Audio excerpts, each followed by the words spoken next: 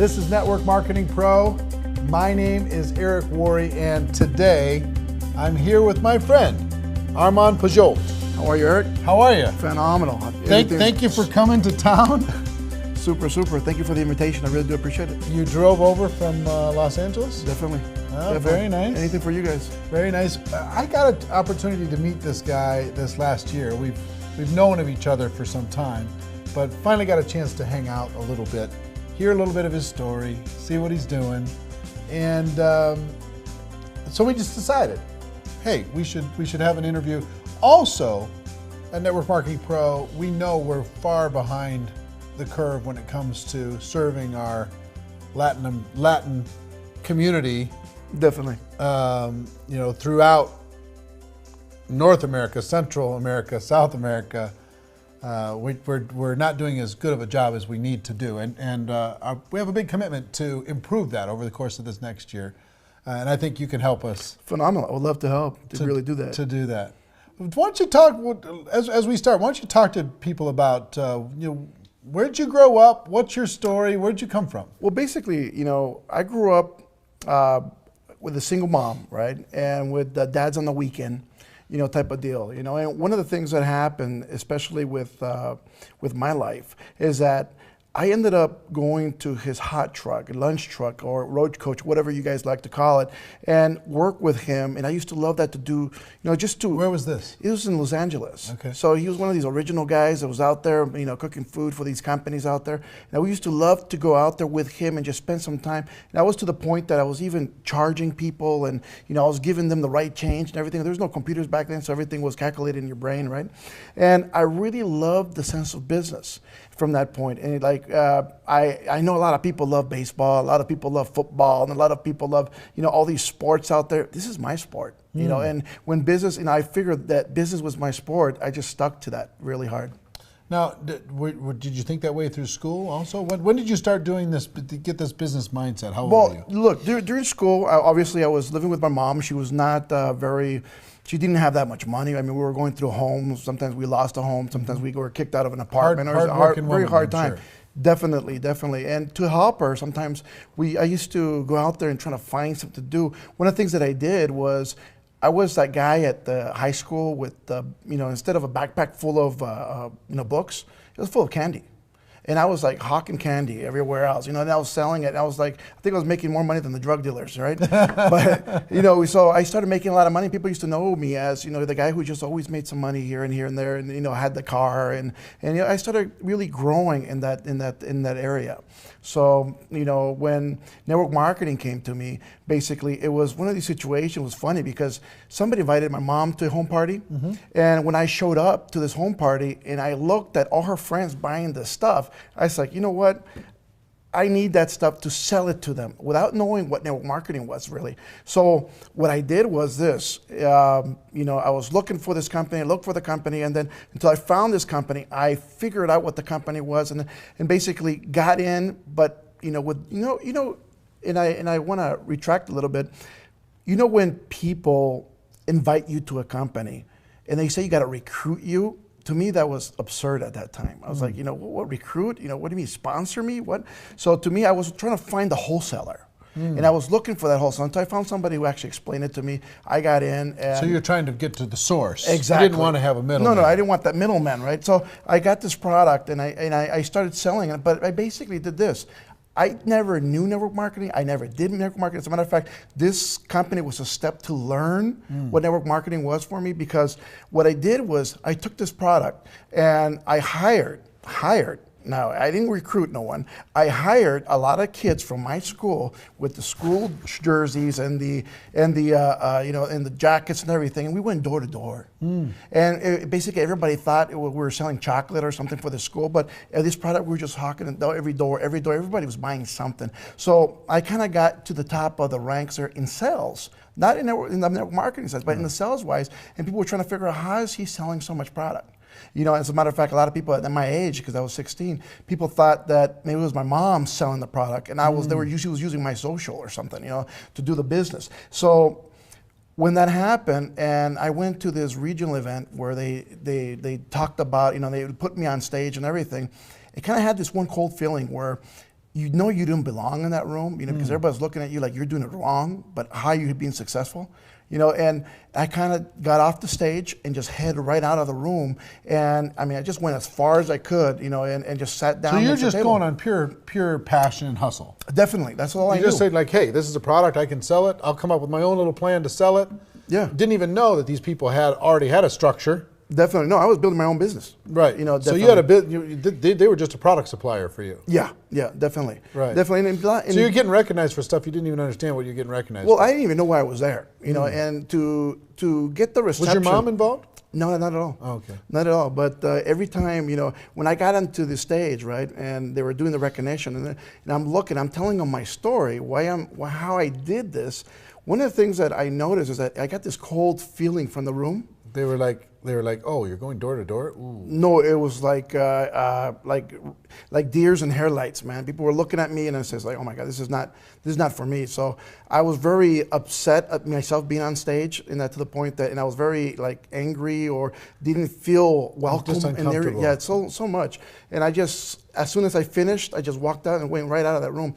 And I went so far to sit down at this little coffee shop that was not even coffee, it was a coffee kiosk, right? And then, you know, I sat down at this table, and one of the gentlemen that was one of the husbands of one of the wives who really was the big ranks in that company walked up to me and said, you know what you're doing is all correct, but what you're missing out is residual income. And you need to learn a little thing. And so he started explaining to me all this stuff, and that's how network marketing started really clicking into my head and what it was. So he explained it to you, but you didn't turn it into the big money until later on in life.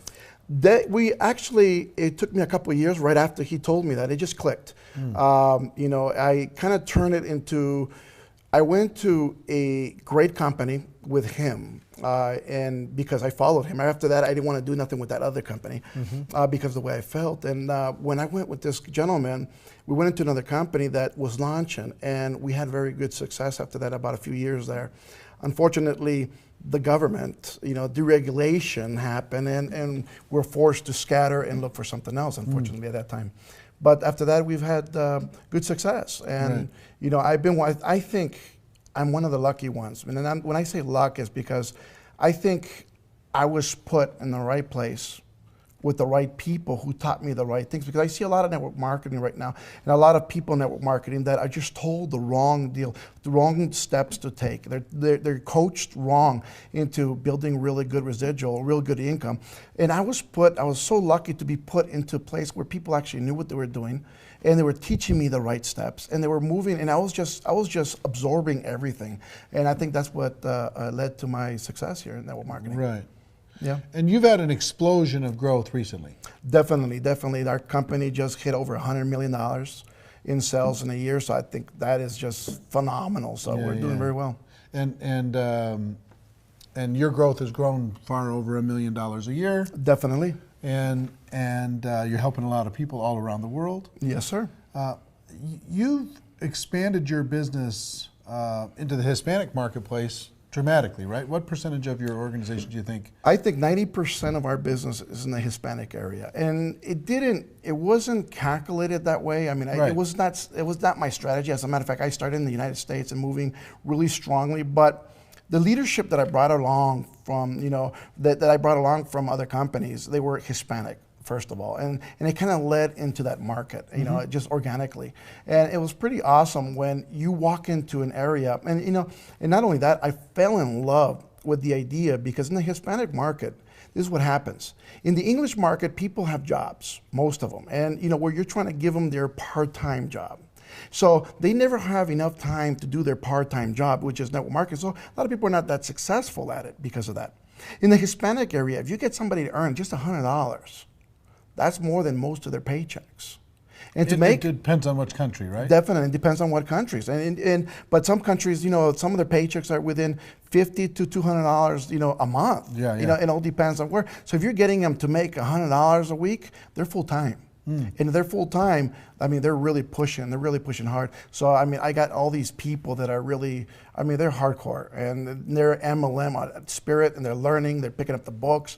I mean, they're doing everything as possible to really convert to what, you know, network marketing is around the world. So, what do you think, what other differences are there?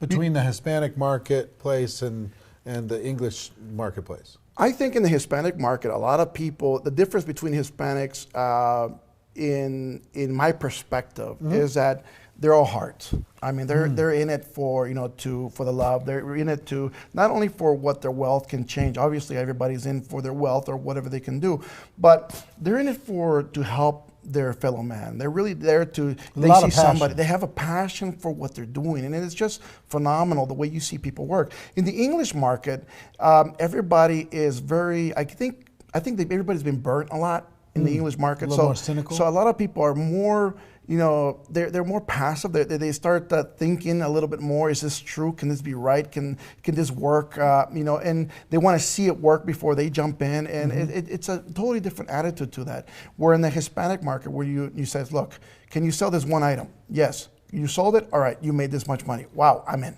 And that's it. And that's all people need to know. I mean, we really don't have to teach them binaries or unilevels or matrices. Stuff, yeah. No, they're just like, well, how much do I make selling the stuff? And from there we can teach them the rest. It comes from product passion 1, definitely, and selling 2, definitely. And then growing the network. Well, I have a recruiting 5 steps that I show people how to do, and this is the way I teach people. Is basically, I said, number 1, you need to have product with you. Number 2, you need a prospect. And when I talk about prospecting, you got to go find people to tell you no. You got to find people all around the world to, it doesn't matter who you're talking to, but you got to move some product. And then number 3, you got to follow up with these people. After you start following up with the people, you figure out where they're at, and then you start sorting them, which is number 4. What I mean by sorting is, who's a customer, who's a distributor? Not everybody's going to be a distributor. And if we have that mentality where we says, look, less than 5% of the people you're going to touch are going to be distributors. And if you can get into the mindset of these people, and if you can really learn how to sort these people out, you're going to be rich. It's just that simple. So I tell people, look, if you start sorting, just sorting alone, if you figure out which one's a customer, keep them as a customer. Don't force them into the business. I'd rather have a happy customer buying you every month product than having this really frustrated person because he can't make any money. And then hold the distributor that when kind of now sort them again, because now I'm going to sort these distributors out, where I'm going to sort them. Do they want to make $100 a month? Or do they want to make, let's just say, $100 a week or $500 a week? Or I want to put them in the bunch that wants to make, I want to sort them in, and I'm going to put them into groups of people where their income goal is at. For instance, if they want to make $500, I'll put them into that group. Work with these people because they're going to work at the same speed. You're going to make $1 million, I'll put you with these people because they're going for it. They're working 24/7. That's what they want to do. I don't want to feel like you're being tugged. I don't want to feel like you're being pushed. I want you to be happy. I want to be content, because the more people are content in this business, they're not feeling like it's another job. Guess what? They stay involved, and the more they stay involved, the bigger you grow. Give me the 5 again. The 5 is basically product. You need to have product, no matter what product you sell. Number 2, you got to be prospecting. Number 3, you got to follow up with people. Number 4, you got to follow. You got to sort through people. And number 5, you got to duplicate. And what I mean by duplicate out is that you got to get to the events. You got to make sure these people are showing up. They're learning everything else. They're learning the comp plan. They're learning, the system. They're learning to make sure they get to the conventions. They get to the anywhere where anybody's huddling at. They got to be there. And the more people you teach to put people together, guess what? The more you fly. Yeah. Yeah. So, talk to me about, how many people do you have in your group now, approximately? Right now, we're over 500,000. 500,000 people on your team. Definitely. Right. Okay. So a big group. Yeah.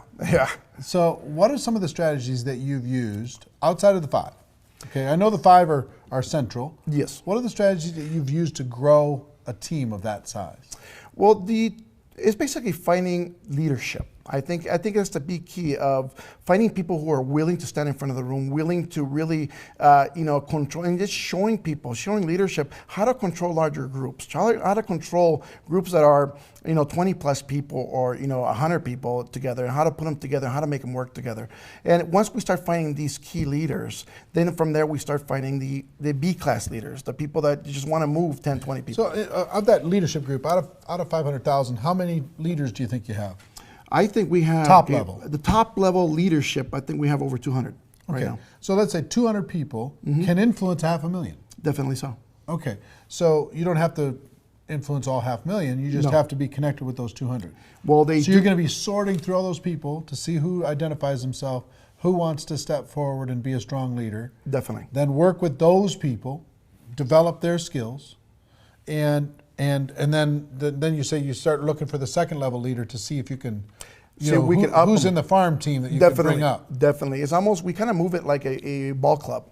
And it's kind of use that type of style. You know, we bring up the key leaders, the people The who are 200, really, those are the pros. the ones who want it, and you can see it in their eyes. You can see the saliva coming out of their mouth. You know, they're hungry for it. And what I mean by hungry for it is that they're willing to do the work that needs to be done. One of the worst concepts about network marketing is that it's no work.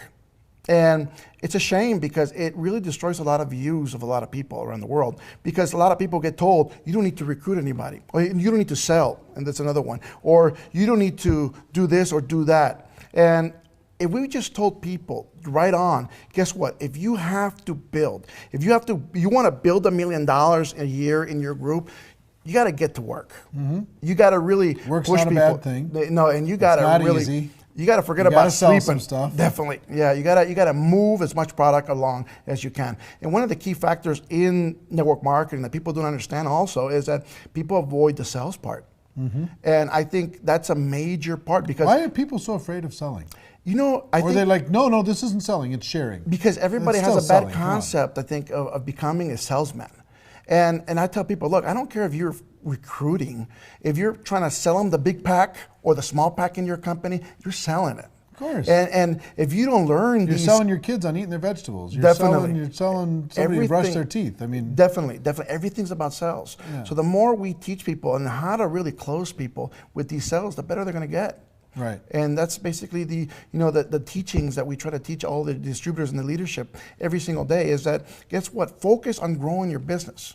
Because if you didn't have sales, if you just bought a franchise at McDonald's, for example, one of these, or Subway franchise, and you'd have no people, nobody coming in, you know what? Every single distributor is coming in is considered a franchise to me. But if each franchise doesn't have a customer base coming in, guess what? They're not lasting long. Right. It's just that simple. Right. You know, you need to get out there with the sign and the monkey suit, trying to get people in the room. But as much as you have to do that. How do you stay in communication with such a large group? I try to focus in the leadership only. I try to focus in really. So it's still back to those 200. Definitely. I try to connect with everybody using Facebook, one great example. I try to focus with everybody using a webinar and a week, but yet really the strong focus is touching the main core of leadership. And if we can touch the main core, guess what? And they can spread the news very quickly, we're done. How do you stay in communication and keep all those 200 people on the same page? Well, what we do is basically, have these webinars where we sit people down and we tell them what the focus is on, and we make them part of the deal. We make them part of the, it's not just my idea. Exactly. It's not Armand's idea what we're going to do. So what do you think we should be doing? And we get everybody involved in this. It's almost like a boardroom. And whatever everybody likes, everybody votes, let's go, let's do. Definitely. Are events an important part of your culture? Definitely. Events are, I think, what's bigger, the big company convention, the local regional event, or the home event?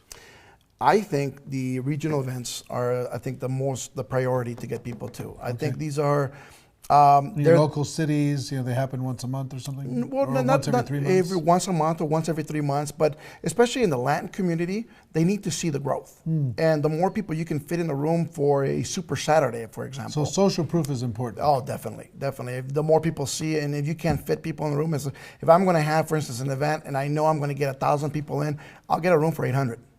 I want people waiting outside and not being able to come in. If I know I can get 2,000 people in the room, I'll definitely have a room for 1,500 because I want people to be sitting outside saying I couldn't fit. And to me, that news of that says my God, we couldn't fit people in the room. They were standing. It was hot. I mean, it was the AC couldn't keep up with as many people that are here. Everybody was jumping up and down. Guess what? That's what it's about. It spreads the word. Oh yeah, it spreads it very quickly. So you think that's probably the biggest, and then after that, company convention. The convention.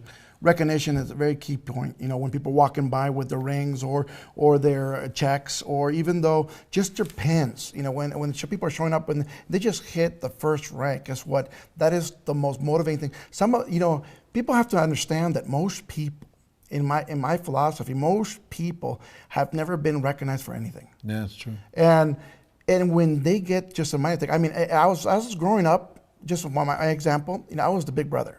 I was the one babysitting my younger brother. I was dad, you know, and he was only 2 years younger than me. So everything he did was marvelous. Everything I did was wrong, right at that point, you know.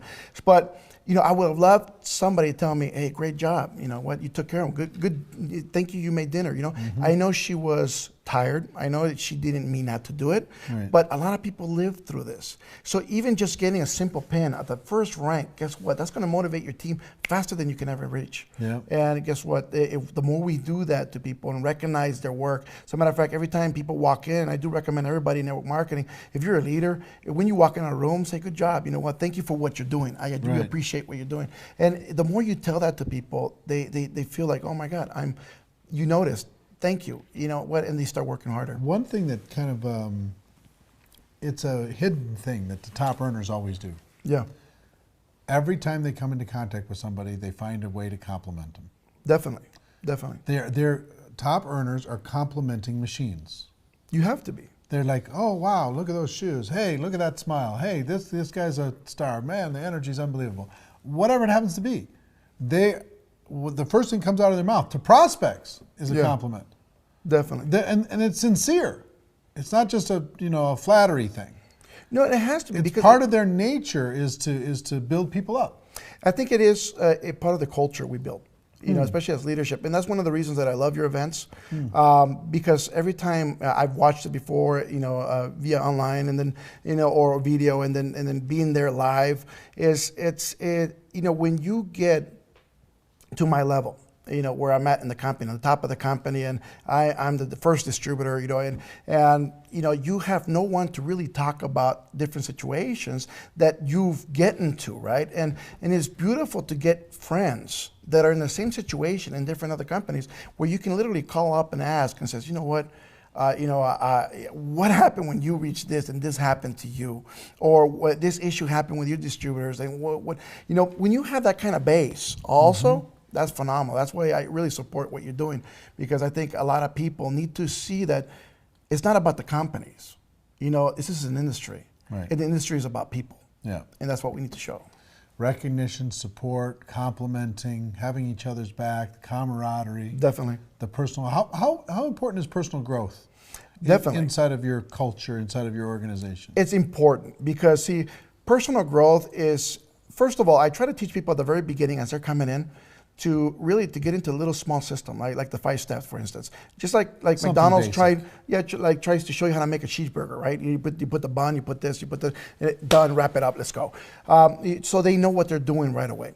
After that, you try to get them to learn a little bit better. Most of these people, especially in the Latin community, or even here in the United States, a lot of people have not had the schooling. Even just a regular schooling, you know, most of them have not even graduated high school, and now you bring them in and you show them these steps. They're hungry to learn. And a lot of these guys, especially in Latin America, they didn't go to school because they weren't smart. They didn't go to school because they couldn't afford it. Well, they had to work or they had to do something else, but everybody was hungry to learn something. And if you can teach them the art of what is self-development, man, it's just a change in the world for them. Yeah. And some people, and I believe this, people are in network marketing. If they're not here for the money, which is the minimal part, unbelievable, you know, most people are here for the self-development because they know what they're going to learn. They feel good. It's almost like going to church every week, you know, and they sit there. They're growing. They're growing. They and clap. This is an environment. I've got lots of friends that they got involved in network marketing just to get around a positive group of people. Yeah, definitely. Just to change the people they're hanging out with. Instead of a negative environment, they're in a positive one, and everything else is a bonus. You know, one of the times that I was, I stepped away from network marketing for a short period of time, and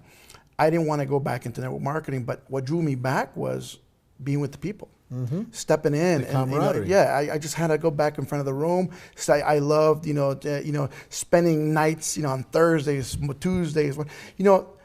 Some people don't understand this, but network marketing is not about the product.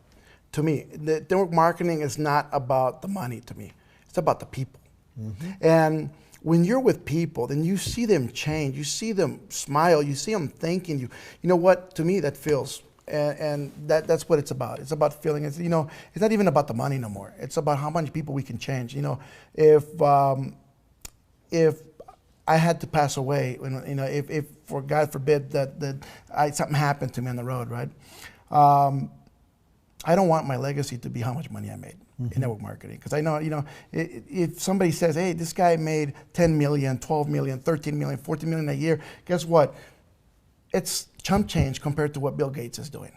You know, so you're down there. But if we can show that your legacy is going to be how many people we can help and how many people we can change their lives. And I'm not talking about making them millionaires. It's just paying their bills, making sure they can put food on the table for their kids, making sure they can do something more in their lives.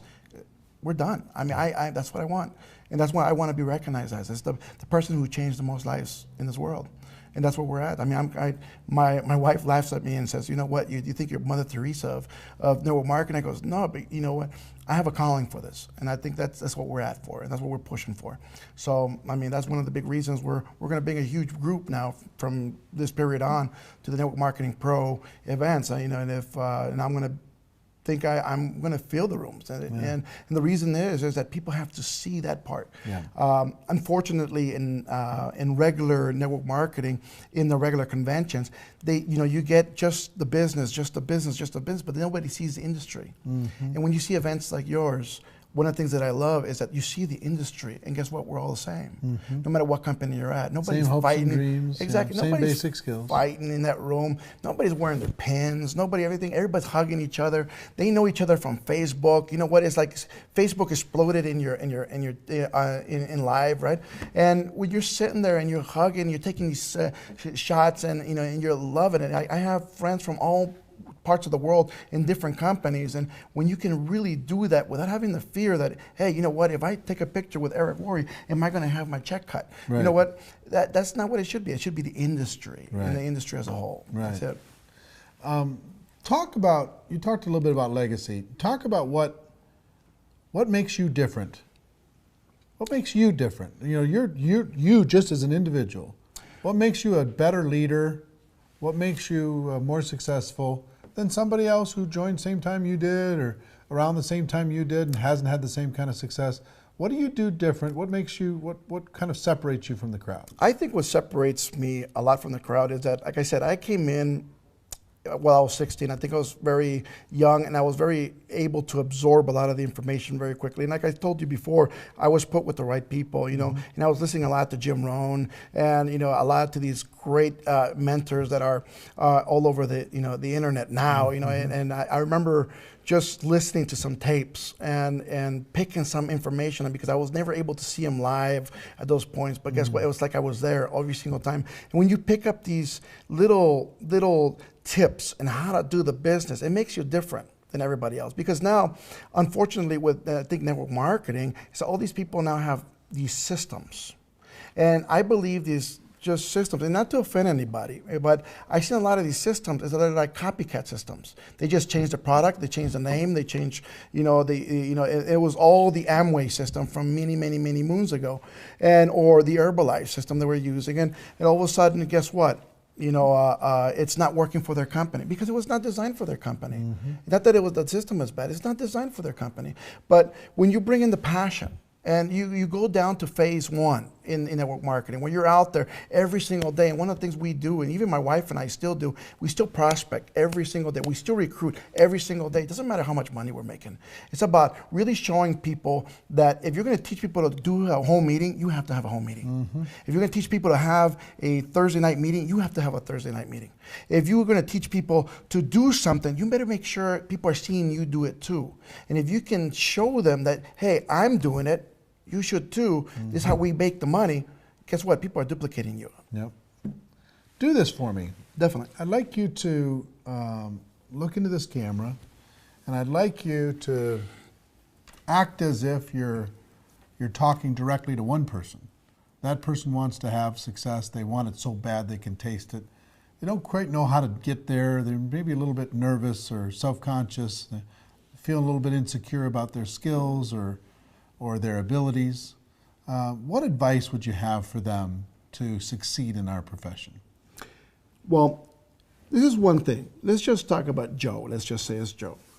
Joe, I know you're having a lot of issues and a lot of problems, especially with network marketing. You're looking at it, you're not having any success. But first of all, you have to think and you have to look in the mirror and see where you really want to get to. I want to tell you one thing, that if you look at yourself, what do you see? Do you see yourself as $1 million earner? Do you see yourself as a $1,000 earner? Where do you see yourself at? After you look at that and you look at yourself and you get to believe it, now repeat it. And when you repeat it and you start repeating it all the time and all the time, I'm going to be this, I'm going to be this. And you get yourself to believe it, because the mind does one thing, Joe. One of the things that it does is that, it convinces you. That's why these con artists out there, they believe so well in different things that they are, right? That they can fool other people with. You have to fool yourself into the point that you are a professional, because you become that professional. Now you become the professional so fast that, you're going to start seeing, you're going to start shaking hands in that manner, and you're going to start building. Now, one of the things I need you to do, Joe, is start going out there and looking for people. The key to this business is looking for people for your business. So I don't want you to go out there right away and look at your list. Leave your list a little on the side for it. I want you to go out there and look at and talk to people. Practice. Nobody here becomes a chef in the first day. First time you cook, it becomes this plate that you may not even eat yourself. And then from there, you start cooking a little bit better. Your recipe gets better. You start getting a lot better at what you do, and everybody wants it. So we're going to start practicing what you're doing. You're going to start practicing your art of becoming a person that attracts people. And the more we talk to people, the better it's going to get.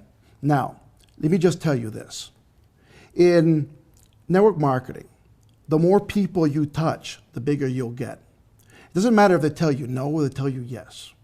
The more people you get, the more people you touch, the more people you speak to, the ratio is that you're going to get at least 10% of those. If you're getting 10% of everybody you talk, how many people do you need to speak to every day to get the income that you want to reach? The more and more people that you touch, the better you will get. Look, this is one thing that I did. When I was starting this company, my goal was 100 products a day. I would not go home without moving 100 products a day. And I would go door to door, I would go to flea markets, I would go anywhere I needed to go where there was a lot of people, and I would move 100 products a day. If not, I would not go home. That was the deal. And we started doing that so well that we started growing our income very fast. We start growing our distributor base very quickly. We start growing our people very quickly. And the more you do that, the better you'll get. Now do me one more favor. Sure. And for the English-speaking people listening, you're going to have to forgive us for a moment. Do that same thing, but in Spanish. Definitely. Para todos que están allá afuera, amigos míos, aquí estamos para ayudarlos a crecer. Una de las cosas que quiero que cada uno de ustedes entiendan, que si ustedes quieren crecer en network marketing, tienen que ir a prospectar, salir afuera a buscar gente. Cada vez que ustedes salen a buscar gente, amigos míos, no importa si les dicen no o sí en transcurso, cuando están buscando, la mayoría de gente, tienes que pensarlo así, el 10% se va a quedar, te va a comprar producto, va a estar dentro de tu red. Si cada uno de ustedes, amigos míos, siguen buscando gente, cada vez, ¿sabes qué? Más vas a crecer. Al principio, cuando yo comencé esta empresa donde estoy yo, nosotros movíamos 100 productos al día entre mi esposa y yo, si no, nos regresamos a casa. 100 productos al día, 100 productos al día, 100 productos al día. Ese es el método donde agarramos una base de clientes, una base de distribuidores, una base de muchas cosas. Y una de las cosas, amigos míos, que quiero que ustedes no reconozcan, es que lo más que con la gente que tú hables, lo más que vas a crecer. Entonces, depende en ti cuánto quieres crecer tú. ¿Estás listo para hacer algo grande? Prospecta, prospecta, prospecta. ¿Te gusta la idea? You said that faster. I'm very good at Spanish now. Ladies and gentlemen, thank you, Armand. No, thank you for the invitation. I appreciate it very much, and I hope you got value from this. Ladies and gentlemen, If you did get value, pass this forward to somebody that you think would benefit from listening to it. Share it with a friend, like, comment, push it around the world. Together we're doing important work. Ladies and gentlemen, our wish for all of you is that you do decide to become a network marketing professional, that you decide to go pro, because it is a stone cold fact that we do have a better way. Now let's go tell the world. Everyone have an amazing day, and we'll see you next time. Take care, bye-bye.